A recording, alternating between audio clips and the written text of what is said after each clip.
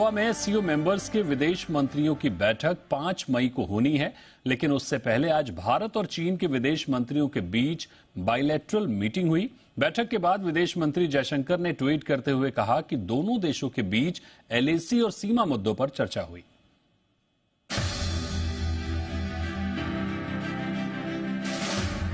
क्षेत्रफल के हिसाब से भारत का सबसे छोटा राज्य गोवा इस वक्त दुनिया का सबसे बड़ा कूटनीतिक अड्डा बन चुका है।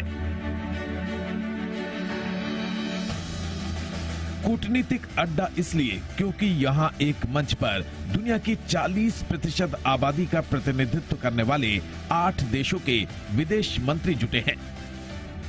चीन के विदेश मंत्री चिन गांग, रूस के विदेश मंत्री सर्गेई लावरोव, पाकिस्तान के विदेश मंत्री बिलावल भुट्टो इस समय गोवा में हैं। एससीओ के विदेश मंत्रियों की औपचारिक बैठक तो सुबह 10 बजे होगी और आज की शाम भारत और एससीओ सदस्य देशों के बीच द्विपक्षीय वार्ता की है। हालांकि इस दौरान भारत और पाकिस्तान के बीच द्विपक्षीय वार्ता नहीं होगी, ये तय है।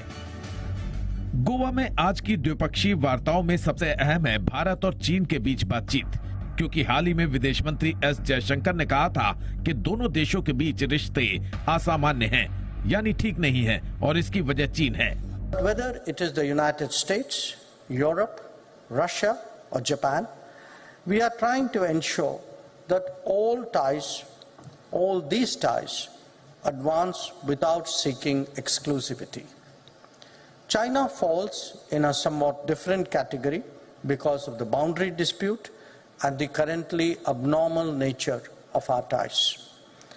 That is an outcome of a violation of agreements regarding border management by them.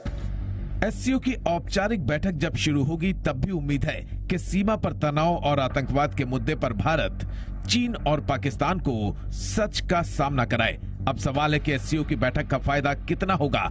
इसका जवाब जानने के लिए आपको एससीओ की बुनियादी बातें समझनी चाहिए। साल 1996 में जब एससीओ बना था, उस वक्त इस संगठन में सिर्फ 5 देश शामिल थे: रूस, चीन, कजाकिस्तान, किर्गिस्तान और ताजिकिस्तान। हालांकि तब एससीओ का नाम शंघाई 5 था। शंघाई नाम इसलिए क्योंकि संगठन बनाने का ऐलान शंघाई में ही हुआ था।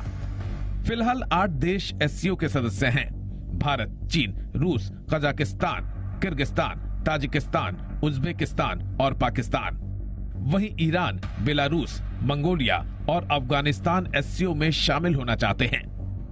एससीओ का दायरा तो बढ़ता जा रहा है, लेकिन पूरे विश्व में इसका प्रभाव कितना ज्यादा पड़ेगा, ये इस बात पर निर्भर करता है कि भारत और चीन के आपसी संबंध कैसे रहेंगे। गोवा से शिवांगी ठाकुर के साथ विशाल पांडे, जी मीडिया।